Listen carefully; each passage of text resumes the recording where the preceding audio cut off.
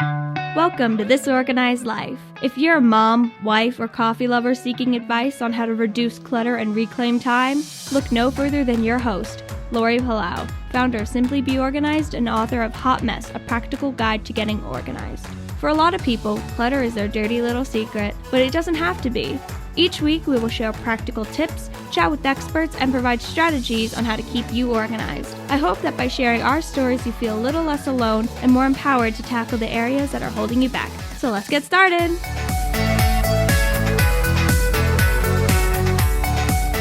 Hi, everybody, and welcome to today's episode of This Organized Life. I'm your host, Lori Palau, and you are in for a treat today because we are back with our Ask an Expert series, and I have a really, really fun guest, and I am very excited for this conversation. So joining me today is Dani Cooper, and I just found out because, again, I don't do a lot of research because I purposely want this to be very kind of real and interactive. But right before we hit record, Dani actually mentioned that her question I know is about the Enneagram, but she's also an Enneagram coach. So I think it's going to be super fascinating to kind of get some insight into her.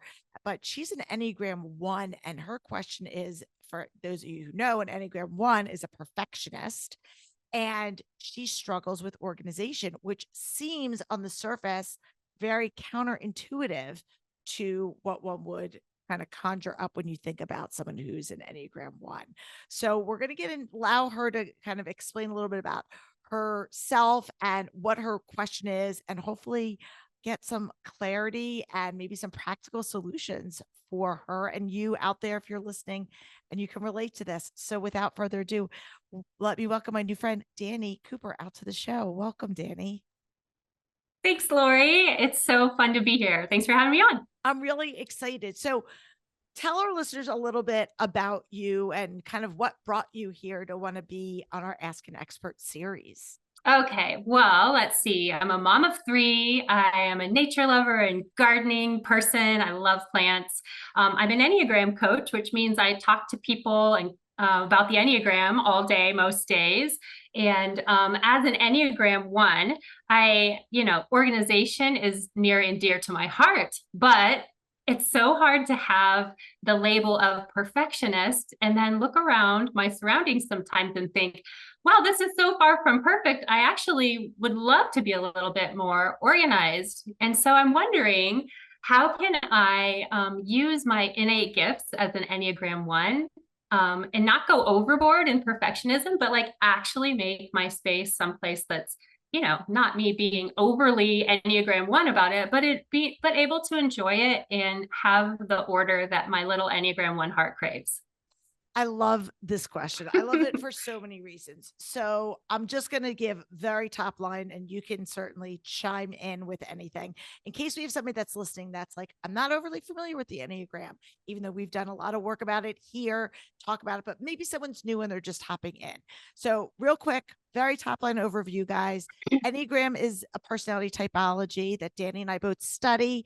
And what differentiates the Enneagram from other modalities is that it looks at your unconscious motivation. So why you do what you do. And there's 9 core types. And each type has its own unique characteristics and gifts and areas where they thrive and where they might struggle a little bit. There's also connection points to all of the different 9 Enneagram types, and you can peel back the layers and go deeper. But on a surface level, the Enneagram 1 is known as the perfectionist. And so their desire is to improve the world around them. And one of the challenges, I think, and I am not an Enneagram 1, but please correct me if I'm wrong, is that you guys have a pretty strong inner critic that is oftentimes kind of chirping in your ear, telling you that you could do something better or this could be improved. And there's that constant, again, striving for that air quote perfection in all aspects of your life. Yeah, that's really true. It's like the blessing and the curse, and every single Enneagram type has both of those sides to them. But I think for the 1, like you mentioned, it's like everything can always be a little better. And so when I walk into a room, my eye instantly goes to what needs fixing. And so where that can be a wonderful thing in certain situations, it's also sort of a downer when it's hard for you to relax if things aren't all completely in their place, or there's something in the back of your mind going, but I shouldn't rest until this thing is taken care of. So it's a difficult thing. And, we're all trying to work out of our types to where we're not seeing the world from such a strict point of view that we kind of unconsciously do. And so like we want to keep the good parts of our type, but let go of some of the things that are keeping us stuck. And perfectionism is not something that any of us really need to have on board, but it's hard to let go of. Yeah, and I talk a lot about, again, how the one can have some incredible superpower. Well, each type can, but we're specifically talking about ones today.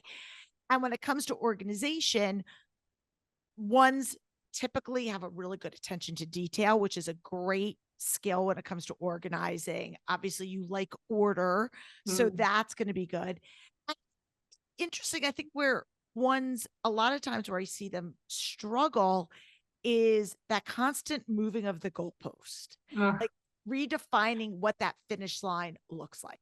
So I always say, so my husband, I talk there, and I don't know if you've like listened or watched our other episodes, but my husband's a 3. And even before I knew what any details about the Enneagram, I would say his motto was done is better than perfect. Before I even knew the Enneagram, I was like, you are just, and he is such a big picture guy. He's almost the opposite of a 1, where he wants to get to the result the shortest way possible, has no problem cutting corners doing it. And it drives me crazy. I'm an 8, but it drives me crazy. And he's just like, done is better than perfect. Like, I got it done, even if I did it. And to me, that is like the kryptonite of a 1, because I feel like you need to check every single box, go through sequential order. Am I right? Or am I? You're totally right. But I think it's kryptonite, and it might also be the antidote to like what I'm looking for here. Right. Well, and that's the thing is I would love to blend, like take you guys and make like a superhuman that has the best parts of the 1 and the best parts of the 3, and just blend that, because I feel like it's exhausting to constantly be that hyper fixation of this isn't enough, this isn't done. And so when it comes to clutter and organization, I think there's a couple of areas and strategies that I talk to with our ones. And one of them is really, really defining what is finished look like. And that's hard. Like, what is this? What does that look like for me? Because again, you're always like, it can be better. This can be better. This is clean, or this is neat, or this is organized, but it can be better. And so really being very, and whether that's writing that down, so you're articulating it and saying, this is what, or when it gets to this, having a definitive finish line, so to speak, of this is what done looks like. And then I'm going to move on, because you can continually, in perpetuity, redefine and revise. And you're actually being probably counterproductive, because you're taking that emotional and mental bandwidth that you could be focusing on something else to just focus in on something that doesn't need tweaking anymore. Yeah, I love that. And that's so helpful. I can't wait to re-listen to this and like take notes on everything that you said, because I think that even writing it down, that's a really good tip too. Like, okay, because we make lists. 1s and 3s are similar in that they have lists, right? But, I liked how you described the differences between us. The 1 is going to have a list just like a 3 will. But if I'm more specific of like, we're going to clean out this 1 drawer, and we're not going to let it lead to needing to clean out every drawer in the kitchen before you can feel okay in the space. That is okay. I'm so glad that you said that, because when I was doing my research for the Enneagram and Clutter framework that I kind of developed, I did a huge focus group it was like over 500 people that were in this group. It was almost too big. It was crazy. Wow. But it was so fascinating when I was asking a bunch of questions. The ones that I talked to that answered the questions and then I interviewed them said that my my like approach of just do 15 minutes a day, or just do a drawer, or just do this, was like nails on a chalkboard. They said that stressed them out. And they felt like if they could not complete the entire project, meaning we're going to organize not just our shoes, but we have to do the whole closet. We're not just going to organize this drawer in the kitchen. We have to do every drawer. Yeah. That to them was, and because I would like to chunk it and say, listen, realistically, unless you're hiring a professional organizer that's going to sit there and do a whole project from start to finish, it's an ongoing process. Do a little bit each day and just set these manageable things. And they were like, oh, no, I can't do that. So working on refining what the project looks like into more micro, as opposed to being the macro project, is a strategy that I will challenge my ones to work on, because it's hard for them to just see that little part of progress as being productive. Yes, absolutely. I think that's so helpful. And I completely vibe with the nail on the chalkboard thing, because it's like, we have this weird combination of very detail orientedness to where we're focused totally on that one drawer, but then the beauty and peacefulness of gazing into that organized drawer just is a stark contrast to everything else that needs done. It's hard to chunk those things up. It's hard to just see that as a win. So it's a mindset thing. It's like, it will be a win for me. I will feel good about if XYZ happens, and making that actually humanly possible. That sounds really good, because we don't have all the energy in the world to do everything at once. I think it's also important for my ones, and again, this can go true for a lot of our types, but specifically for ones, is nobody is judging you the way you're judging yourself. Oh, so true. And so the thing that I do, and maybe other ones will relate to this, but it's like someone walks into the house and maybe I've only been able to straighten part of the room. The first thing I'm going to do after greeting them is be like, I'm so sorry for this one thing over here that I didn't get around to fixing, that they would never have noticed if I hadn't myself called attention to it. 1,000%, 1,000%. And I will say, to just get you off the hook, it's not just ones. Okay, I good. do that, and maybe it's my profession, but I sure. feel the need to apologize at some points about this. Over like, I cooked a meal and like one thing didn't come out exactly the way I wanted, and I'm just like, I'm sorry, guys, but I want ones to reframe again that you're so, and again, it's the lens that you see the world. So you're used to having this internal critic. You're used to constantly holding yourself to this really, really high, almost unachievable standard. Yes. But nobody else is doing that. And I want ones to be able to enjoy the fruits of their labor, especially when it comes to organization, because there is so much peace that can come and that freedom. But if you're so always in that going mode and you're always in that gut doing, then you don't have the capacity oftentimes to actually sit back and enjoy it. Yeah, I love that reminder. And I wonder if you could walk me through that. Like, how does that look? Like, I finished the thing on my list and it's what I've decided is going to be enough. What do I do next instead of launching into another project? Yeah. I think that's the tough part, right? That's where the work comes in of, I'm just going to sit in this. And I'm an 8. So again, for people that are newer to the Enneagram, there's 3 different centers: thinking, feeling, doing. We use all of them. And I really believe that the 3 centers, when it comes to clutter and organization, that's the secret sauce with the connection points between your Enneagram and clutter.